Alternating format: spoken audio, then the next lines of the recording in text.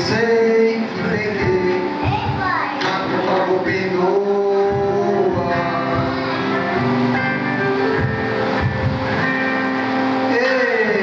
Eu sei que errei, mas por favor não me abandona.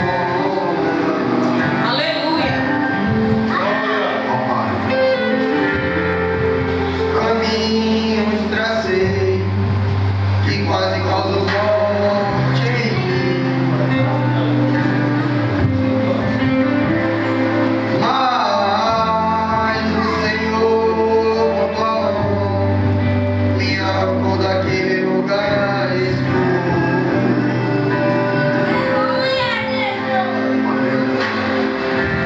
Eu tropecei e quase caí, e a tua presença eu quase perdi.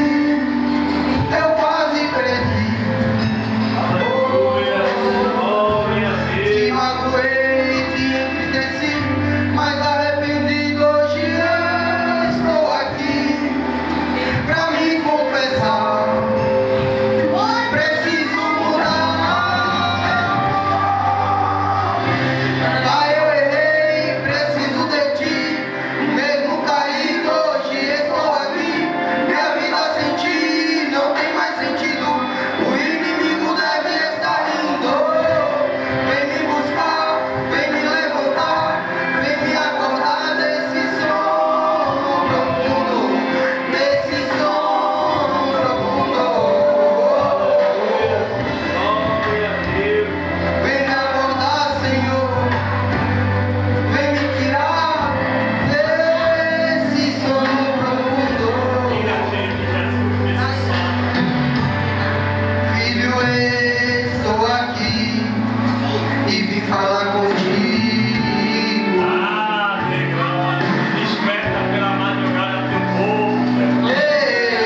Eu sei que errou, mas de novo eu te perdoo.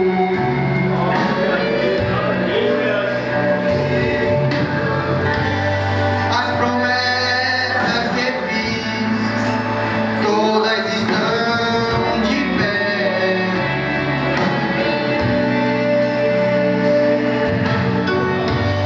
Sou verdadeiro amigo, podes contar comigo.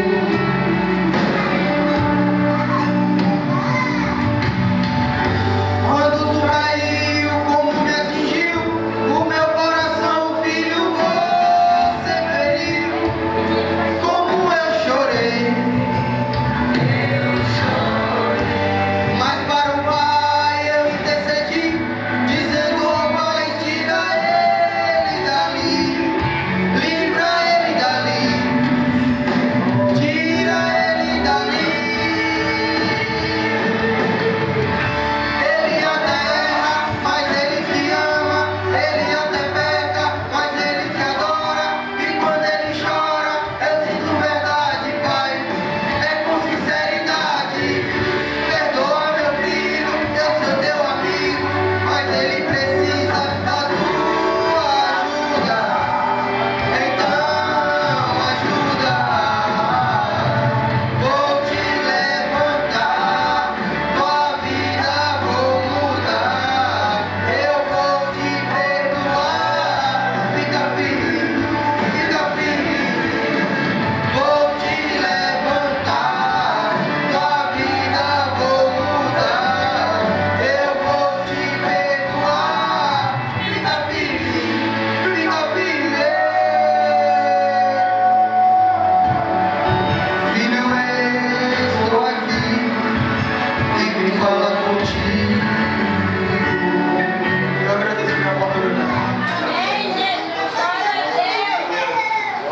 Vou fazer aqui a oração dos dízimos e ofertas.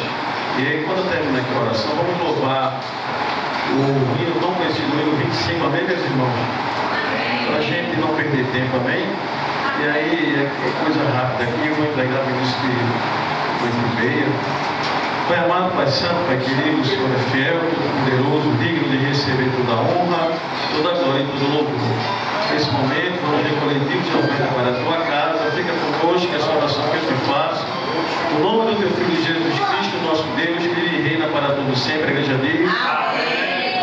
recolher. Todo mundo junto aqui no 25, amém?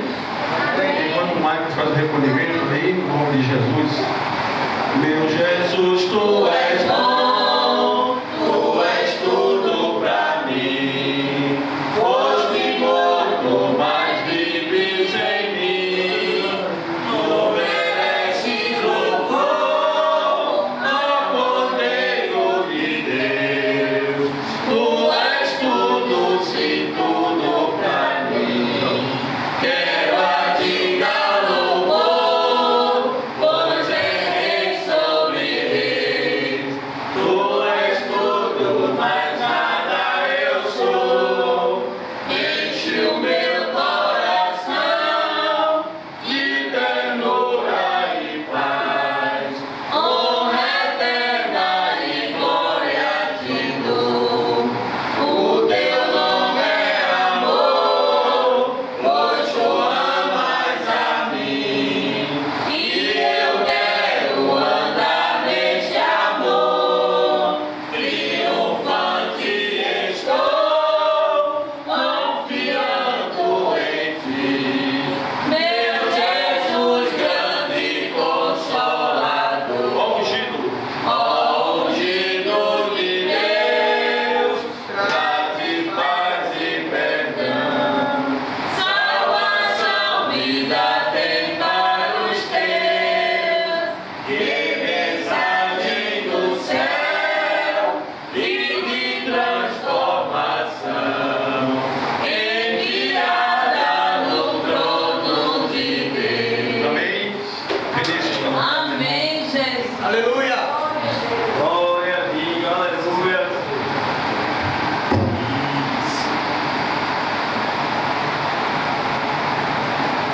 Aleluia, Jesus. Glória a Deus.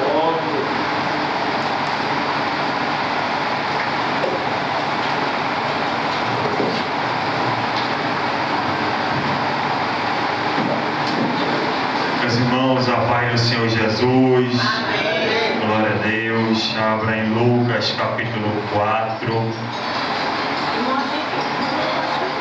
Lucas capítulo 4.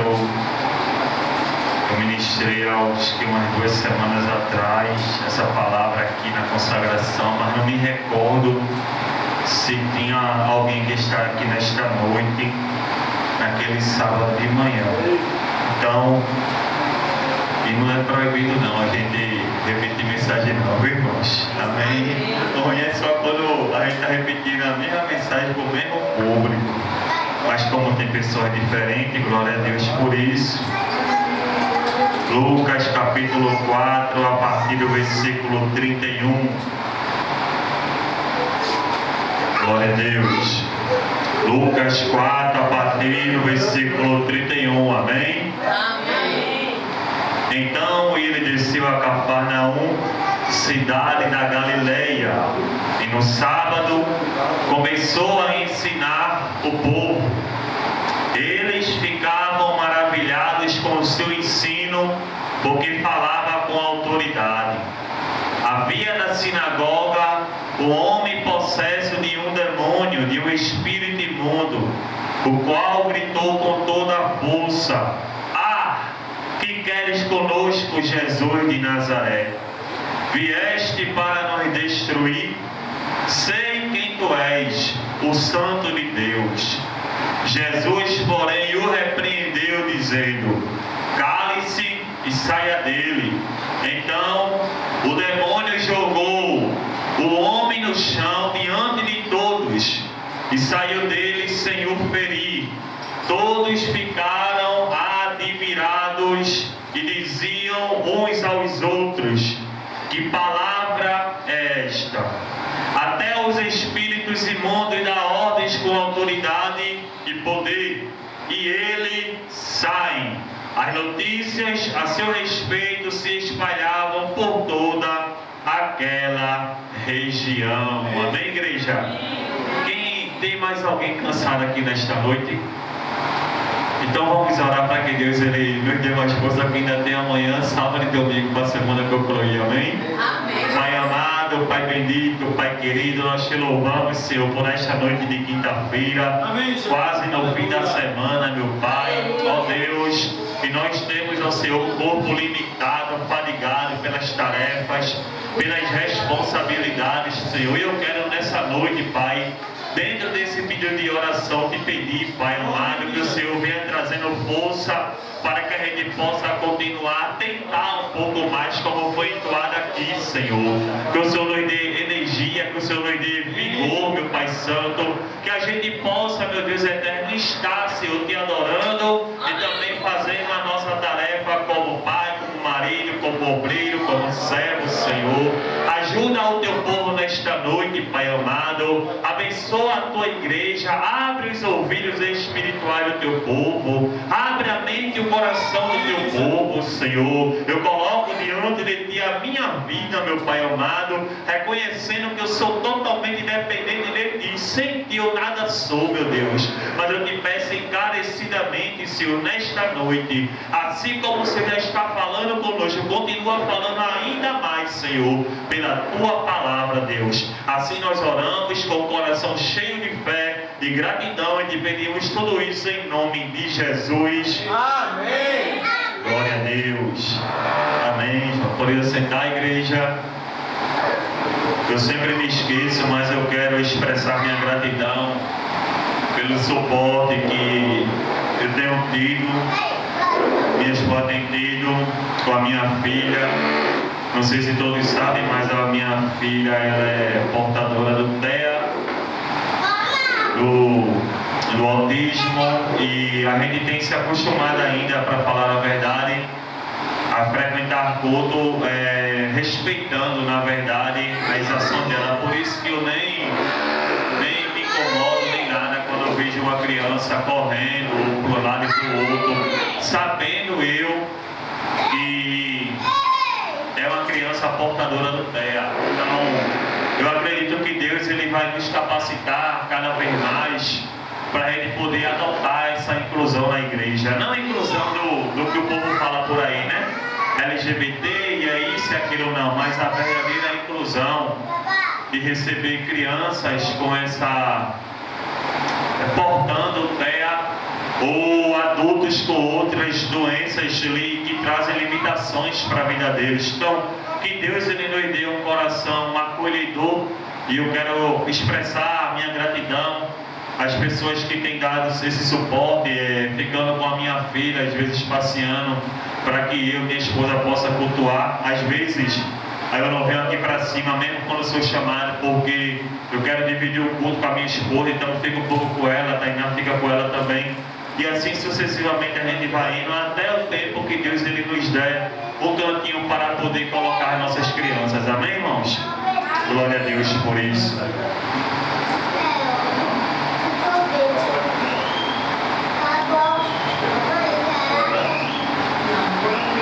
Meus irmãos, em Lucas capítulo 4, nós iremos ver o início do ministério terreno de Jesus. Jesus, ele vai ser batizado por João Batista. O Espírito Santo vai descer sobre o nosso Senhor Jesus e ele vai dar início ao seu ministério terreno logo após passar pela tentação ocasionada pelo diabo. Logo após ele vencer a tentação e o diabo se retirar de sua presença e os anjos virem o servir, Jesus Cristo, ele agora vai se dirigir do deserto para a Galileia, e ele volta no poder do Senhor. E por toda aquela região que Jesus estava passando, ele estava fazendo aquilo que veio para fazer: pregar e anunciar o evangelho da salvação. E a Bíblia vai dizer no capítulo 4 que a fama de Jesus na região da Galileia começou a se espalhar, e ele ensinava nas sinagogas e todos o glorificavam. E sinagoga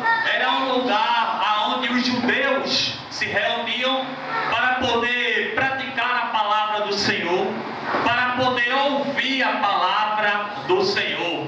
Naquele tempo ali, como o templo era somente em Jerusalém, foi criada essas sinagogas para poder facilitar a reunião dos judeus para ter esse momento de leitura da palavra do Senhor. E a Bíblia diz que Jesus, ele estava ensinando nas sinagogas e todos o glorificavam. Por quê?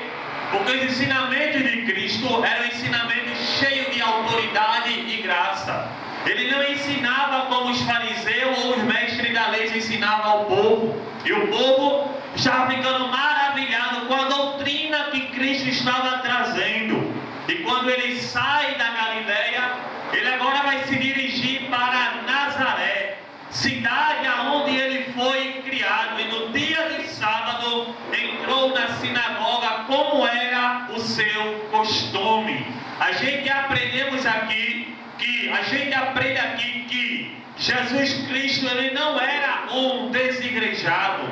Que Jesus Cristo, ele tinha uma responsabilidade, mas ele também estava sempre nas sinagogas como era o seu costume. A gente aprende aqui que Jesus, ele era frequentador de culto, porque há quem diga por aí que não precisa estar na igreja para ser igreja. Há pessoas por aí que estão adotando essa filosofia, essa teologia totalmente errada, dizendo que não precisa mais congregar, que não precisa mais estar em comunhão com o corpo de Cristo. Logo, a gente aprende que Jesus, ele era frequentador de culto. Era costume de Cristo estar nas sinagogas, e neste sábado em Nazaré, quando ele entra na sinagoga, ele vai se levantar para ler. E me entregaram a Jesus um pergaminho aberto no livro do profeta Isaías. E quando Cristo, ele vai ler o pergaminho, ele na nossa Bíblia é o capítulo 61 de Isaías, embora naquele tempo não tinha capítulo nem versículo, mas ele vai abrir no capítulo 61 do profeta Isaías, aonde está escrito: o Espírito do Senhor está sobre mim, porque ele me ungiu para levar boas novas aos pobres. Jesus, ele dá início à leitura do profeta messiânico, aonde esta palavra estava sendo direcionada para o próprio Cristo. E ele vai dizer que quem ungiu para o ministério terreno foi o próprio Deus. Ele ungiu nosso Senhor Jesus através do Espírito Santo para que ele pudesse dar início ao seu ministério terreno. Por quê? Porque não tem como o homem caminhar no ministério do Evangelho se ele não for cheio do Espírito Santo. O homem não consegue manter-se de pé dentro do ministério do Evangelho se o Espírito Santo não for com ele. É necessário que nós que somos obreiros, que as obreiras da casa do Senhor busquem incansavelmente a presença do Espírito Santo, pois é ele quem mantém de pé, é ele quem capacita, é ele quem dá dom, é ele quem dá talento, é ele quem nos usa. O homem sem o Espírito Santo, ele não é nada. Por isso que Jesus, em sua forma humana, ele vai ler esse capítulo do profeta Isaías e vai dizer que ele foi ungido para levar as boas novas aos pobres, tanto pobre de classe social que não tinha acesso à leitura da palavra de Deus, quanto os pobres de espírito. Porque no Sermão da Montanha o próprio Jesus vai dizer: bem-aventurados pobres de espírito, pois deles é o reino dos céus. Então Jesus, ele veio para pregar para um povo pobre de espírito, que precisava ser enriquecido pela sua graça. Aqui está quem está pregando, que é pobre de espírito, mas que é enriquecido pela graça do Senhor Jesus. É por isso que o apóstolo Paulo, quando fala exaltando Cristo, ele vai dizer que Jesus, sendo rico, se fez pobre para que nós pobres nos tornássemos ricos através da sua graça. A gente pode até não ter nada materialmente ou financeiramente falando, mas a gente ainda tem a graça que nos mantém de pé. Aleluia. Oh, glória! A gente pode até ser como o apóstolo Pedro, meu irmão Alexandro, quando aquele coxo disse, olhando para ele, esperando receber uma moeda, e Pedro disse, eu não tenho ouro e não tenho prata, mas eu tenho Jesus de Nazaré. Oh, glória! Ele me enviou para proclamar liberdade aos presos. Por quê?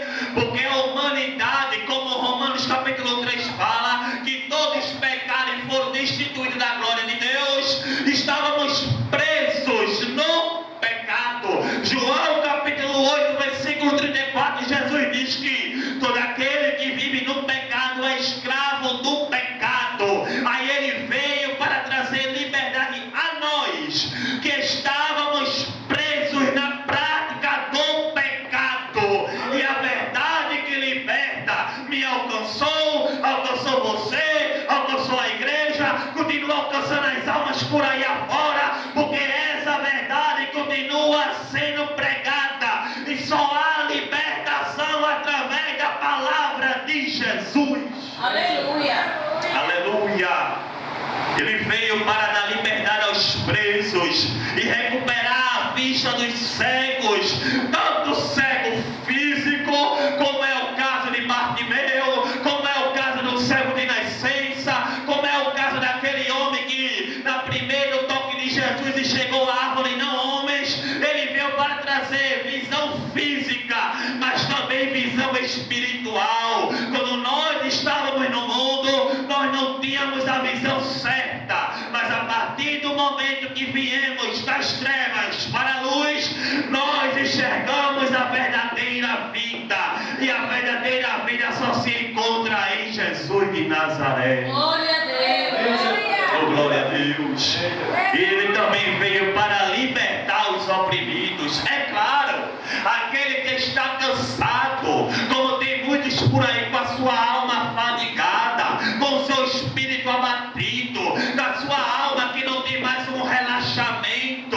Aí ele vai exclamar em Mateus capítulo 11 e vai dizer: vinde a mim todos os que estão cansados e sobrecarregados, e eu vos trarei alívio, e eu lhe trarei descanso. Ele veio para tirar a opressão da lei que era sobre a humanidade, e ele se fez maldito, e ele foi para o madeiro para que eu e você hoje tivéssemos essa libertação da opressão do jugo da lei. Pela lei ele foi feito maldito, mas ele também nos libertou da maldição da lei, e hoje nós vivemos pela graça. Aleluia. Oh, glória! Eu estou introduzindo a mensagem. Vivemos pela graça. E no versículo 19, ele ainda vai dizer: e proclamar o ano do favor do Senhor. Que ano é esse? É o ano do jubileu. É porque essa palavra é muito difícil de falar. Não sei se é 50º ano, mas acredito que sim. No 50º ano, depois de 49 anos, no ano 50, depois de 49 anos, o povo tinha suas dívidas perdoadas. Aquele que tinha perdido a terra, ele agora iria ter a terra restaurada. Aquele que era escravo seria libertado. Isso estava na lei que Deus deu a Moisés. Então o que Jesus estava dizendo é: eu vim para perdoar a dívida do pecado de vocês, eu vim para poder restaurar a vocês o que vocês perderam. E o que foi que o ser humano perdeu? Foi a comunhão com Deus, foi a presença de Deus no jardim do Éden. A gente perdeu a herança da terra, mas ele veio para trazer restauração para a gente. E não somente isso, nós éramos escravos do mundo, escravos de Satanás, escravos do pecado, mas ele veio para trazer livre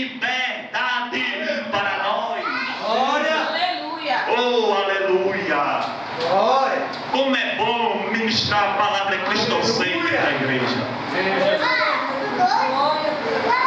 Ele perdoou nossos pecados, Ele nos restaurou a comunhão com Deus e Ele nos livrou de ser escravo do pecado. E quando Jesus termina de ler, Ele agora vai fechar o livro e devolve ao assistente. E era costume ele se sentar, ele se assenta e começa a pregar. Jesus está pregando e o povo não tem os olhos de Jesus, porque Jesus está pregando com autoridade e graça. E o povo está olhando para Jesus e dizendo: quem é esse? Que doutrina é essa? Que ensinamento é esse? Que palavra é essa? Sai poder, sai unção, sai graça da boca e dos lábios de Jesus. O povo está maravilhado. E aí agora ele vai, abre a bocona dele e diz: essa escritura que eu acabei de ler se cumpre hoje. Oh, glória a Deus. Jesus está dizendo: o que o profeta messiânico profetizou está se cumprindo na cidade de Nazaré, no dia de sábado dentro da sinagoga, porque ele era o cumprimento da profecia. Glória a Jesus. E todos falavam bem dele, estavam admirados da sua palavra, sendo que tinha uns que perguntavam: este não é o filho de José? Porque conheciam a sua origem. E tem muita gente que conhece a minha e a tua origem, mas não dá valor quando a gente deixa a origem do passado e passa a adquirir uma origem nova com Cristo. Não é assim? Tem pessoas que nós estamos servindo a Jesus há 1 ano, 2 anos, 3 anos, 5 anos, 10 anos, mas as pessoas, quando têm uma mágoa no coração, nos enxergam como alguém no passado. Não tem a convicção de que nós somos crentes, deixa pra lá. Porque se a gente está vivendo uma vida de santidade, o que mais importa é que nós temos a comunhão com Deus. Ainda que haja pessoas que jogam o nosso passado na nossa cara, que queiram tirar o nosso caráter, que queiram nos desvalorizar, a gente sabe quem é. Quando nós estamos com Cristo e temos uma nova identidade nele. Aleluia. Mas agora a mensagem vai mudar. Jesus agora vai olhar para o de Nazaré e vai dizer: vocês vão me dizer um provérbio? E aí ele vai adiantar e vai dizer assim: mas eu vou dizer para vocês, o profeta não tem honra na sua própria terra. Jesus estava dizendo: é mais fácil eu ser aceito em Sidom, fora de Israel. É mais fácil eu ser aceito além das fronteiras de Israel do que ser aceito na minha própria terra. Aí me disse: isso não acontece nos dias de hoje. Nós temos essa síndrome de querer valorizar os de fora e desprezar os de dentro. Era o que Jesus estava dizendo. Nem todo profeta não tem honra em sua própria terra, no seu próprio povo. Na verdade, o presbítero Rashid, não era para ser assim, mas é. Se eu conheço a índole da igreja, eu tenho que valorizar a igreja. Eu tenho que tomar cuidado com quem vem de fora. Mas a gente tem essa síndrome de abraçar os que vêm de fora e descartar os que estão dentro. Não era para ser assim, mas infelizmente é. É o que Jesus está dizendo. Aí agora ele entra com confronto e diz: eu garanto a vocês. Glória a Deus. Que nos dias do profeta Elias, quando houve a crise de 3 anos e meio em toda a terra, Elias não foi enviado a nenhuma das viúvas que tinha na terra de Israel, mas foi enviado a viúva na cidade de Sarepta, em Sidom, fora da fronteira de Israel. O que é que Jesus está dizendo? É que como Elias, oh glória, foi ele que profetizou a crise, foi ele que entregou a mensagem. Então o povo está passando 3 anos e meio com fome, na crise, no deserto não chove. Se Elias aparece na casa de alguma viúva de Israel, será que ele era recebido? Era isso que eu estava dizendo. Por que que Elias não foi enviado a uma viúva da cidade de Israel? Porque se ele é enviado, ele não é recebido. Porque alguém olhar para Elias e dizer, foi ele que profetizou a crise, eu só estou nessa situação por causa dele, que mandou ele abrir a boca para pregar, que mandou ele abrir a boca para profetizar. Só profetiza crise, é só isso, é só aquilo.